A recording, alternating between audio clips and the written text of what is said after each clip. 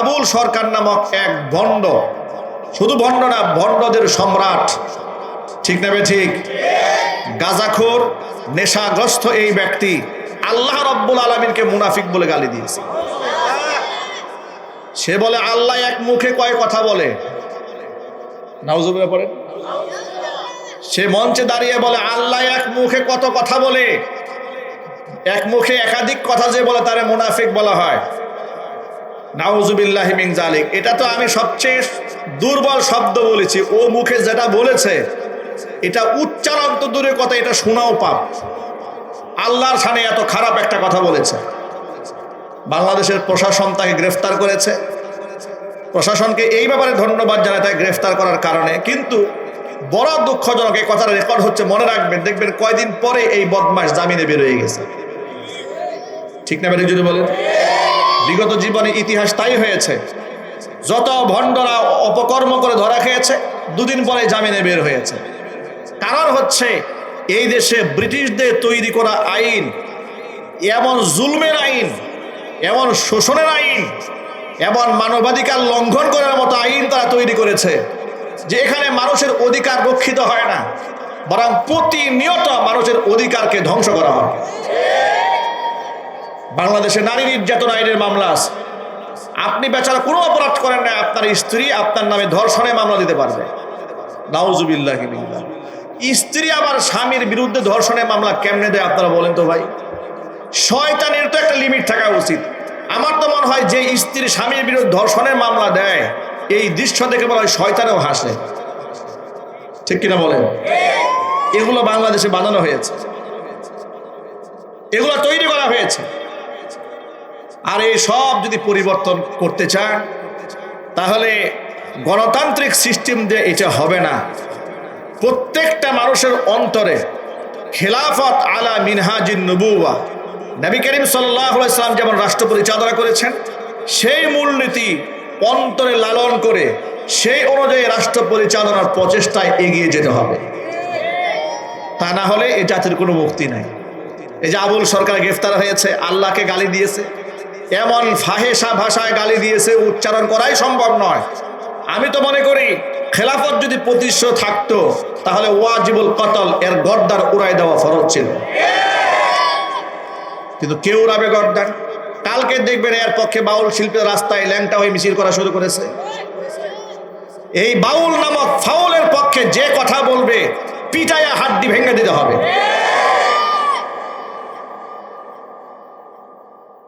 ভাইরা আমার, তাহলে নাপাকের কোনো স্থান ইসলামে নাই, ঠিক কিনা? আপনারা পাক সাফ থাকবেন, পরিপাটি থাকবেন, পবিত্র থাকবেন।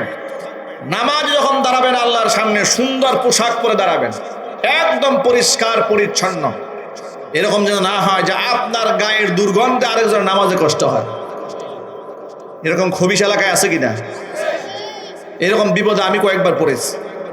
পাবলিক প্লেসে নামাজে দাঁড়িয়েছে, মসজিদের পাশে এমন এক ভদ্রলোক দাঁড়িয়েছে, ওর গামের দুর্গন্ধে আমার নামাজ নষ্ট হয়েছে। পবিত্র হয়ে মসজিদে ঢুকবেন, আল্লাহ পাক যেন তৌফিক দান করেন। হুজুর বলেন আমার কাছে তিনটা জিনিস প্রিয়। এক, হুব্বিবা ইলাইয়া নিসা, নারীদেরকে প্রিয় করা হয়েছে। 2 নাম্বার, অতীব, সুগন্ধি প্রিয় করা হয়েছে। 3 নাম্বার, ওয়া জুইলাত কুররাতু আইনি ফিস সালাহ, নামাজকে আমার চোখের শীতলতা বানিয়ে দেওয়া হয়েছে।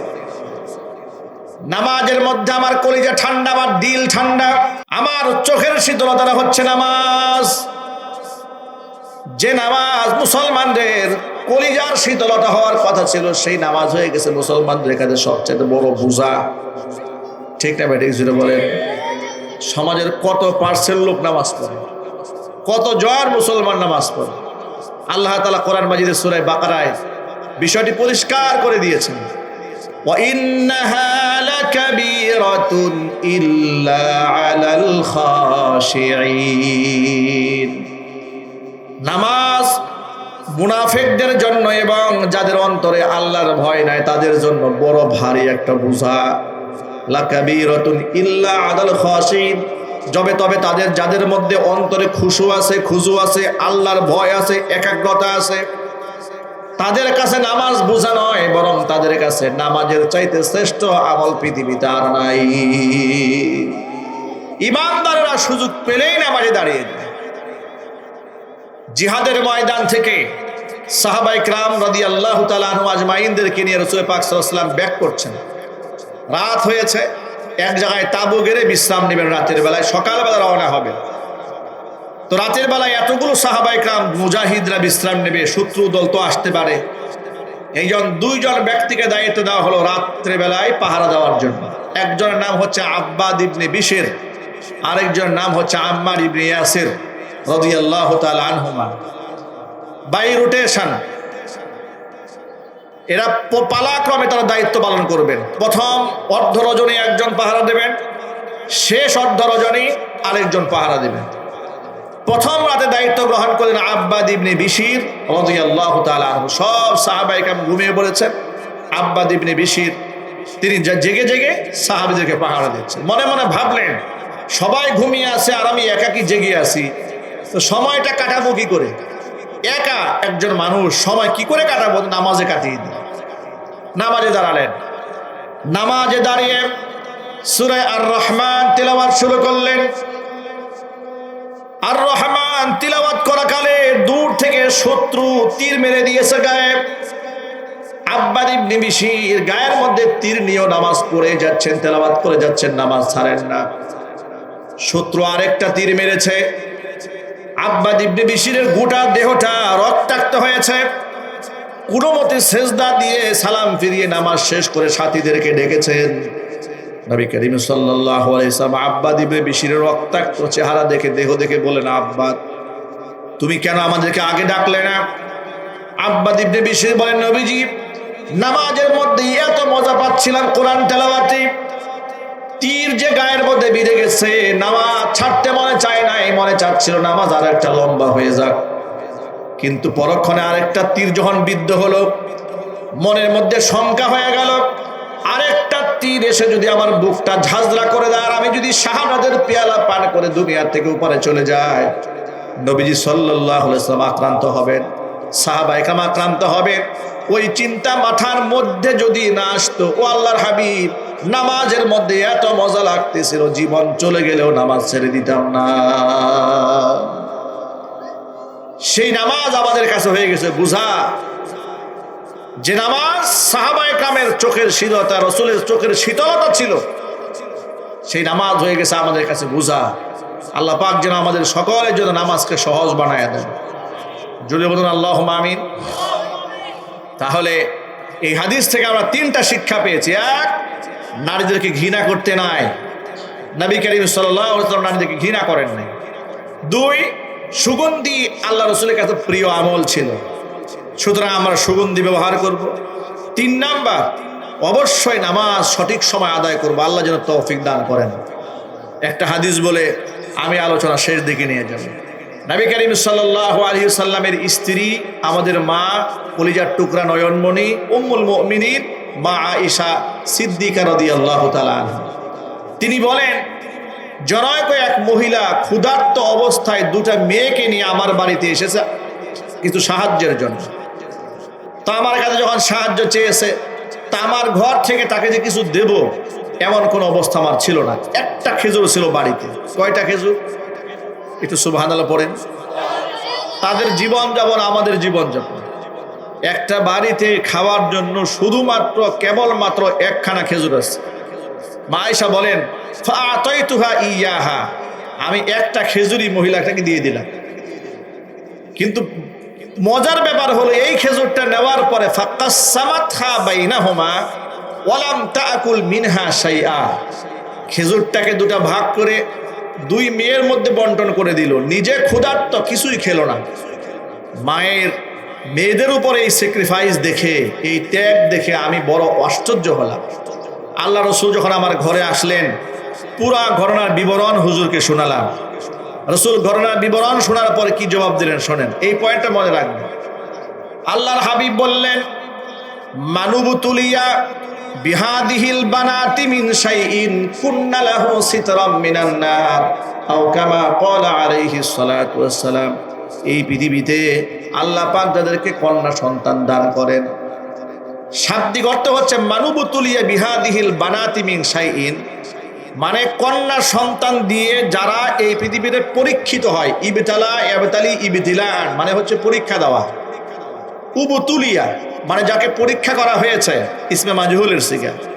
মানুবুতুলিয়া বিহাদিহিল বানাতি মিন শাইইন, এই সমস্ত মেয়েদেরকে দিয়ে ন্যূনতম পরীক্ষার সম্মুখীন যে বাপ মা দুনিয়াতে হয়েছে, এরপরে বাপ মা অধৈর্য হয় নাই, মেয়েদেরকে গালমন্দ করে নাই, বেসবর হয় নাই, কিয়ামতের ময়দানে এই মেয়েগুলো এই বাবা মার জন্য ঢাল হয়ে সামনে দাঁড়িয়ে যাবে। এরা বাপ মাকে জাহান্নামের আগুনে পুড়তে দেবে না। চিৎকার দিয়ে বলেন আল্লাহু আকবার। সুতরাং এই যে জামিয়া তাহেরা বালিকা মাদ্রাসা সহ যত মহিলা মাদ্রাসা আছে, প্রত্যেকটা মাদ্রাসা আমাদের মেয়েদেরকে পবিত্র স্ত্রী, পবিত্র মা, পবিত্র মেয়ে, পবিত্র বোন বানাবার জন্য তারা প্রচেষ্টা চালাচ্ছেন। কোরআন দিয়ে হাদিস দিয়ে বাচ্চাদেরকে গড়ার চেষ্টা করছেন সেই সমাজে, যে সমাজের বখাটে মেয়েরা বলে দেহ আমার, সিদ্ধান্ত আমার। যে সমাজে মেয়েরা বলে দেহ তো আমার, এই সিদ্ধান্ত আমি নেব, নাউজুবিল্লাহ পড়েন, সেই সমাজে আমাদের মাদ্রাসাগুলো দায়িত্ব নিয়েছে আমার মা বোনদেরকে একটি সুন্দর জীবন উপহার দেওয়ার জন্য। আমরা এই মাদ্রাসার জন্য দোয়া করি, সাথে সাথে আমরা সকলেই চেষ্টা করব আমাদের প্রত্যেকের মেয়েদেরকে আমরা মাদ্রাসায় পড়াবো। বলেন ইনশাআল্লাহ। আমার মেয়েরা অন্ততপক্ষে তাদের চরিত্রের চেয়ে দামি সার্টিফিকেট তো আর নাই। কি বলেন আপনারা? আপনাদেরকে একটু ছোট্ট করে একটা প্রশ্ন করে জবাব দেবেন। ধরুন আপনার মেয়েকে বিসিএস ক্যাডারের সার্টিফিকেট দেওয়া হলো, সাথে সাথে তার চরিত্র নিয়ে নেওয়া হলো, এই সার্টিফিকেটটাকে অনেক দামি হয়ে গেল? আরো জোরে বলেন। আমি মনে করি একটা মেয়ে যদি একদম মূর্খও থাকে কথার কথা, আর চরিত্র যদি 100% খাঁটি থাকে, হাজার দুশ্চরিত্র লম্পট বিসিএস ক্যাডারের চেয়ে একটা চরিত্রবান মূর্খ নারীর মর্যাদা আল্লাহর কাছে বেশি। সুতরাং যে শিক্ষা গ্রহণ করতে গিয়ে আমার মেয়েরা চরিত্র হারাবে, ওটা শিক্ষা নয়, ওটা কুশিক্ষা, ওটা শিক্ষা সিলেবাস নয়, এটা জাহান্নামে যাওয়ার রাস্তা। আল্লাহ পাক যেন আমাদের মেয়েদেরকে পবিত্র শিক্ষায় শিক্ষিত হয়ে দুনিয়া এবং আখিরাতে আমাদের সম্মানের মাধ্যম বানায় দেন। যদি বলেন আমি। ভাই এই অপারেটর ভাই, ইকুটা কমান, ইকু কমান, শুধু রিভার্ব দিয়ে রাখেন, কথা রিপ্লে হয় বারবার, কথাটা স্পষ্ট করেন, হালকা রিভার্ব দিয়ে রাখেন, ভাসিয়ে রাখেন কথা। ইসলামে নারীর মর্যাদা যেমন আছে, পুরুষের মর্যাদাও আছে। খুনসাই মুশকিলা অর্থাৎ যাদেরকে আমরা হিজরা বলি, তাদেরও মর্তবা আছে। যদিও ইসলাম তৃতীয় লিঙ্গকে ওইভাবে স্বীকার করে বর্ণনা করা হয়নি, কারণ ইসলাম পুরুষ সৃষ্টিকুলকে দুটা ভাগে ভাগ করেছেন, হয়তো নারী না হয় পুরুষ। প্রশ্ন হলো তাহলে হিজরাদের কোন কাতারে? হিজরা যে হয়তো নারীর হুকুমে পড়বে, না হয় পুরুষের হুকুমেই পড়বে। বাহ্যিক অবয়বে যে হিজরা দেখতে নারীর মতো, সে নারীর মর্যাদা পাবে সামাজিকভাবে। তার কবরটা দেওয়ার সময় ঠিক নারীর মতো করেই তাকে 5 কাপড়ে কবর দেওয়া হবে। সে সামাজিক চলাফেরা করার ক্ষেত্রেও নারীদের যত শারীরিক বিধান আছে, যার বাহ্যিক অঙ্গ প্রত্যঙ্গ নারীর মতো, সে নারীদের আহকামাত মেনে চলবে। যার বাহ্যিক অঙ্গ প্রত্যঙ্গ পুরুষের মতো, সে পুরুষের মতোই দায়িত্ব পালন করবে। এমনকি পিতামাতার উত্তরাধিকার সম্পত্তি ভাগাভাগি করার ক্ষেত্রেও মাসআলা একই। নারী এবং পুরুষ বাহ্যিকভাবে সামাজিক তার যে মূল্যায়ন ইসলামের দৃষ্টিতে, ঠিক সেভাবে তার মিরাজ বণ্টিত হবে। বাস্তবতা হলো ইসলাম নারীকে দিয়েছে সর্বোচ্চ মর্যাদা, পুরুষকে দিয়েছে আপন আপন জায়গায় সর্বোচ্চ মর্যাদা। সামাজিকভাবে নারীদেরকে অবহেলা করা হয়। শুধু অবহেলা নয়, বরং এখনো পর্যন্ত জাহিলি যুগের মতো অনেক ফ্যামিলিতে কন্যা সন্তান জন্মগ্রহণ করলে বাবা নারাজ হয়ে যায়, শ্বশুর শাশুড়ি নারাজ হয়। একাধিক কন্যা সন্তান জন্মগ্রহণ করলে এমনও বাস্তবতা আছে যে স্বামী স্ত্রীর সাথে ভালো আচরণ করে না। ঠিক না ব্যাটিক জুড়ে বলেন? সমাজ প্রেক্ষাপটে এমন দৃশ্য আমাদের সামনে এসেছে, 2 থেকে 3টা কন্যা সন্তান জন্ম নিয়েছে, ছেলে হচ্ছে না। এই দুঃখে স্বামী তার স্ত্রীকে তালাক দিয়ে দিয়েছে। এটা কত বড় মূর্খতা! 1500 বছর আগে সূরা নাহলে আল্লাহ পাক জাহিলি যুগের ইতিহাস বর্ণনা করেছেন। কন্যা সন্তান জন্মগ্রহণ করলে তৎকালীন যুগের লোকেরা নারাজ হতো। وَإِذَا بُشِّرَ أَحَدُهُم بِالْأُنثَى ظَلَّ وَجْهُهُ مُسْوَدًّا وَهُوَ كَظِيمٌ يَتَوَارَى مِنَ الْقَوْمِ مِنْ سُوءِ مَا بُشِّرَ بِهِ أَيُمْسِكُهُ عَلَى هُونٍ أَمْ يَدُسُّهُ فِي التُّرَابِ আলা সাআ মা ইয়াহকুমুন। তাদের যখন কন্যা সন্তানের সুসংবাদ দেওয়া হতো, যাল্লা ওয়াজহুহু মুসওয়াদ্দান, এদের চেহারা কালো হয়ে যেত।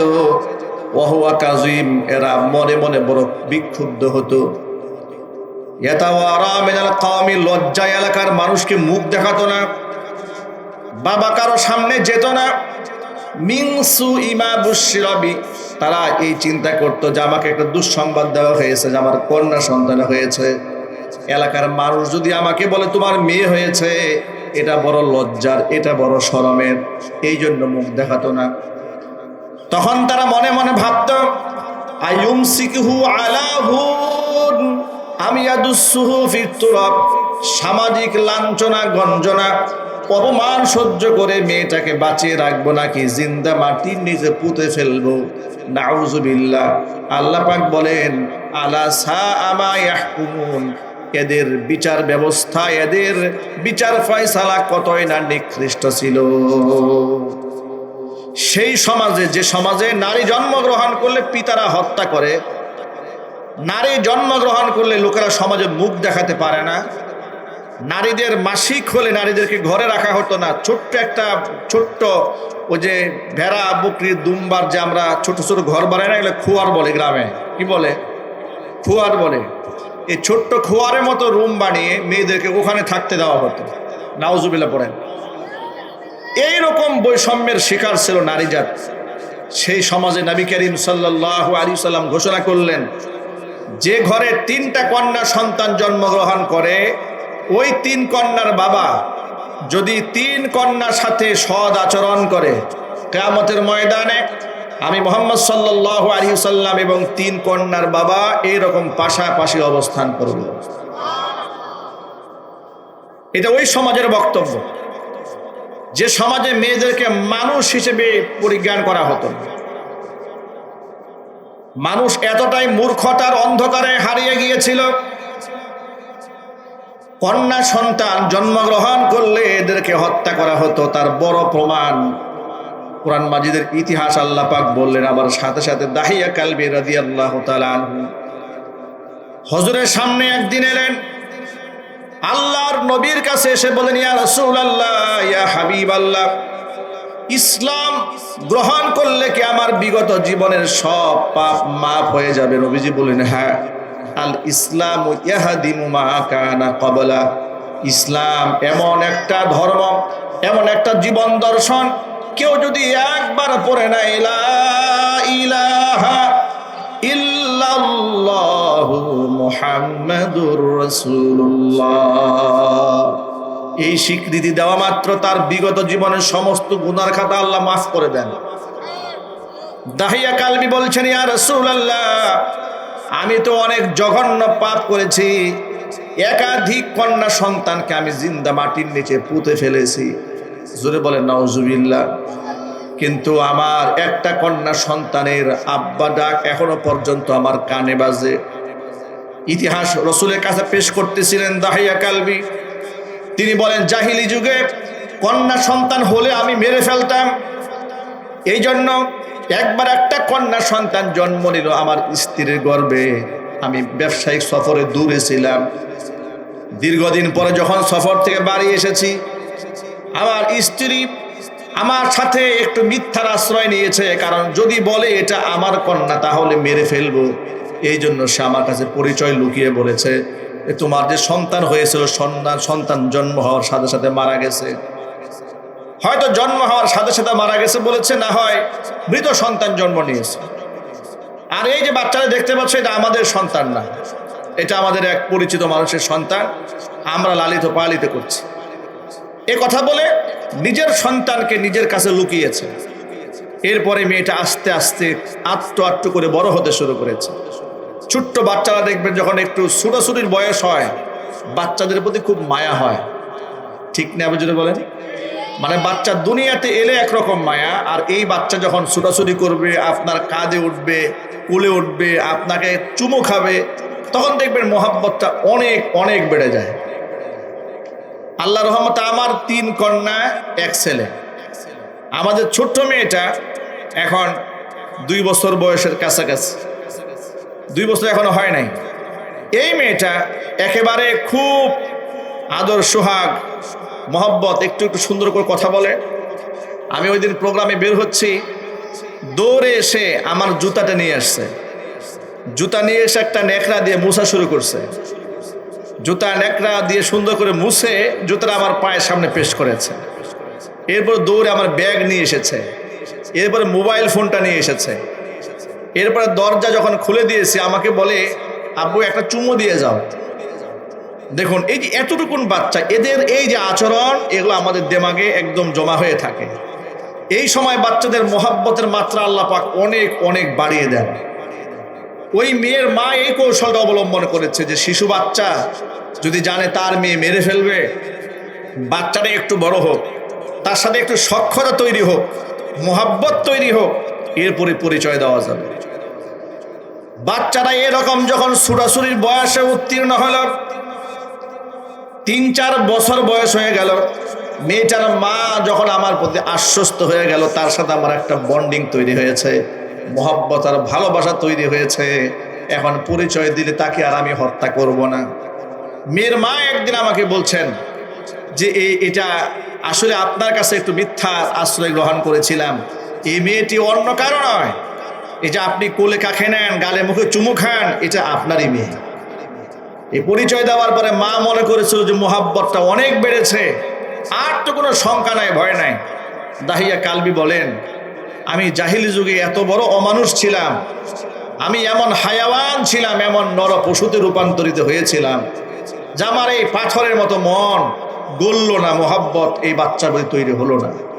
সামাজিকভাবে আমি মেয়ের বাবা, এটা আমাকে কুড়ে কুড়ে খেত লজ্জায় আর শরমে। আমি বাঁচার জন্য আমি মরিয়া হয়ে গেলাম যে আমি মেয়ের বাবা, এই পরিচয় নিয়ে আমি থাকবো না। সুকৌশলে এই মেয়েটাকে হত্যা করার জন্য আমি মরুভূমিতে নিয়ে গেলাম, নিজ হাতে মেয়ের জন্য গর্ত খুললাম। গর্ত খোঁড়ার সময় কিছু ধুলাবালি আমার দাড়ির মধ্যে লেগেছে। আমার ছোট্ট মেয়েটা নিজ হাতে দাড়ির ময়লা পরিষ্কার করে দিয়েছে। আমি এমনই পাষণ্ড বাবা, যে মেয়েটা আমার প্রতি এতটা মোহাব্বত আর দুর্বলতা ছিল, এই মেয়েটাকে গুহার মধ্যে গর্তের মধ্যে যখন ফেলেছি আমি, মেয়ে যখন বুঝতে পেরেছে তাকে আমি হত্যা করব, মেয়ে চিৎকার করে আব্বা বলে একটা ডাক দিয়েছিল। ওই আব্বা বলে ডাকের আওয়াজটা এখনো পর্যন্ত আমার কানে বাজে। দাহিয়া কালবি রাদিয়াল্লাহু তাআলা আনহু বলেন, এখনো পর্যন্ত সেই কান্নার আওয়াজ যখন আমার কানে বাজে আমি স্বাভাবিক থাকতে পারি না। দাহিয়া কালবি ঘটনা বলার সময় চোখ থেকে পানি ঝরছিল। আল্লাহর নবী সাল্লাল্লাহু আলাইহি ওয়াসাল্লাম নিজে ঘটনা শুনে হুজুরের চোখ থেকে পানি ঝরে ঝরে দাড়ি বেয়ে বেয়ে পড়ছিল। নবীজি সাল্লাল্লাহু আলাইহি সাল্লাম বলেন, মানুষ কি এতটা পাষণ্ড হতে পারে? আল্লাহর হাবিব দাহিয়া কালবি রাদিয়াল্লাহু তাআলা আনহুকে আশ্বস্ত করে বললেন, আল ইসলাম ইয়াহদিমু মা কানা ক্বাবলা। শোনো, ইসলাম মানুষের জীবনের সমস্ত গুনার খাতাগুলো মাফ করে দেয়। তাকে আশ্বস্ত করা হয়েছিল, ইসলাম তোমার পূর্বের কুফরি হালাতে যত অন্যায় করেছো আল্লাহ পাক সব মাফ করে দিবেন। যে জামানায় লোকেরা নিজের সন্তানকে কন্যা সন্তান বলে হত্যা করত, সেই জামানায় ইসলাম নারীকে রানীর মর্যাদা দিয়েছে, মায়ের মর্যাদা দিয়েছে, স্ত্রীর মর্যাদা দিয়েছে, কন্যার মর্যাদা দিয়েছে, উত্তরাধিকার সম্পত্তির মধ্যে মেয়ে সন্তানের অধিকার নিশ্চিত করেছে। স্বামীর উত্তরাধিকার সম্পত্তির মধ্যে স্ত্রীর জন্য মিরাস সম্পদ নির্ধারণ করেছে। চিৎকার দিয়ে বলেন আল্লাহু আকবার। আল্লাহর হাবিব সাল্লাল্লাহু আলাইহি সাল্লাম বলেন, তিনটা জিনিস আল্লাহর পক্ষ থেকে আমার কাছে প্রিয় করা হয়েছে। কয়টা জিনিস?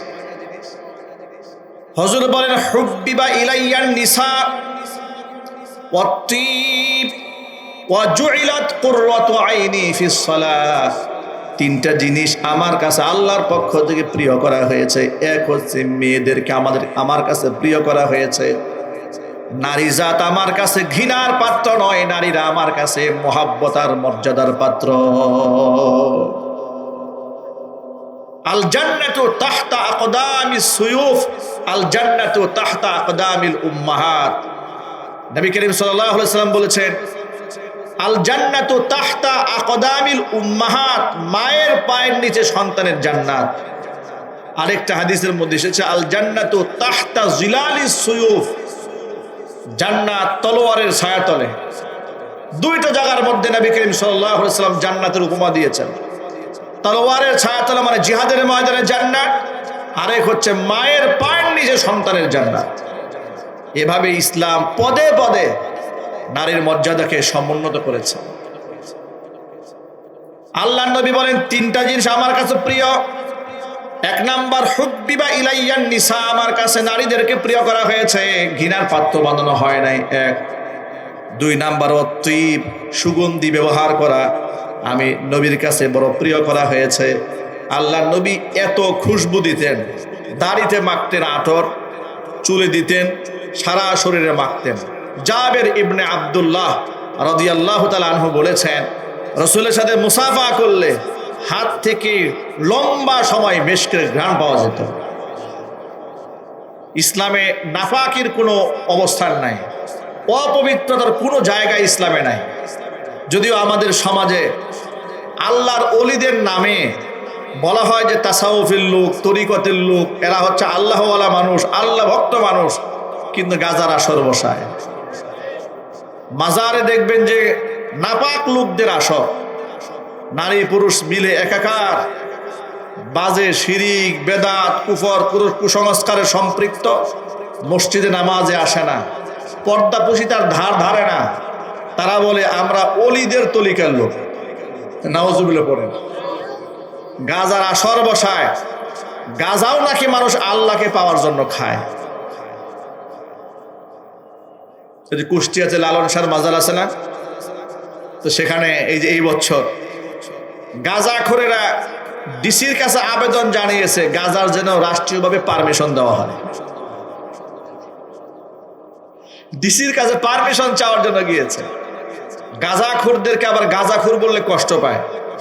তারা বলে গাজাখোর বলবেন না, এটা সিদ্দি পাতা, এটা আল্লাহর সৃষ্টি, এটা আল্লাহর নিয়ামত, আমরা আল্লাহর নিয়ামত সেবন করি।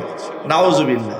এই কথাটা আপনাদেরকে স্মরণ করে দেওয়ার আমার মূল উদ্দেশ্য হলো, আল্লাহর নবী বলেন, হুব্বিবা ইলাইয়ান নিসা ওয়াত-তিব, আমার কাছে আল্লাহর পক্ষ থেকে প্রিয় করা হয়েছে নারী, প্রিয় করা হয়েছে সুগন্ধি। সুতরাং সুগন্ধি ব্যবহার করেন, এটা সুন্নাহ। নাপাকের স্থান ইসলামে নাই। যারা ইসলামের নামে 40 দিন গোসল করে না, এরপরে গায়ের মধ্যে সালার চট, মাথার মধ্যে লম্বা লম্বা জট, এগুলো ইসলাম না, এগুলো ইসলামিক আদর্শ নয়, এগুলো ভণ্ডামি। এগুলা কি জোরে বলুন? ভণ্ডামি। এগুলোর সাথে ইসলামের কোনো সম্পর্ক নেই।